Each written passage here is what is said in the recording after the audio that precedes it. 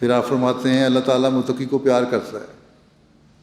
خدا تعالیٰ کی عظمت کو یاد کر کے سب ترساں رہو اور یاد رکھو کہ سب اللہ کے بندے ہیں.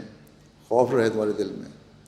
کسی پر ظلم نہ کرو، نہ تیزی کرو، کسی کو حقارت سے نہ دیکھو، نہ کسی کو حقارت سے دیکھو. جماعت میں اگر ایک آدمی گندا ہوتا ہے تو وہ سب کو گندا کر دیتا ہے.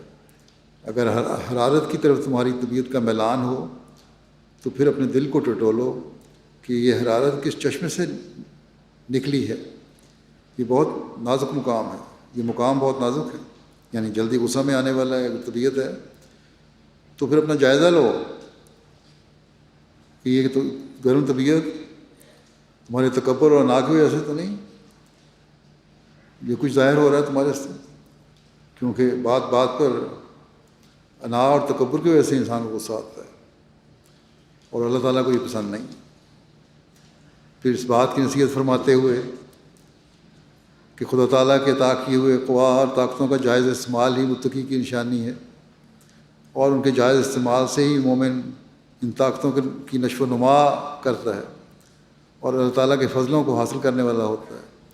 آپ فرماتے ہیں اللہ تعالیٰ نے جس قدر قوا عطا فرمائے ہیں وہ ضائع کرنے کے لیے نہیں دیے گئے، ان کی تعدیل اور جائز استعمال کرنا ہی ان کی نشو و نما ہے. اسی لیے اسلام نے قواعد رجولیت یا آنکھ کے نکالنے کی تعلیم نہیں دی، بلکہ ان کا جائز استعمال اور تزکیہ نفس کرایا.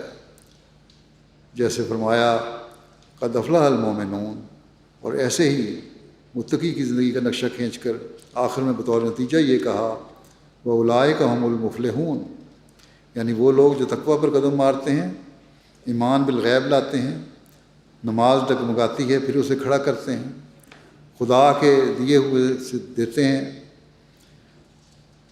نمازوں کی حفاظت کرنے والے ہیں، صدقات دینے والے ہیں، باوجود خطرات نفس بلا سوچے گزشتہ اور موجودہ کتاب اللہ پر ایمان لاتے ہیں،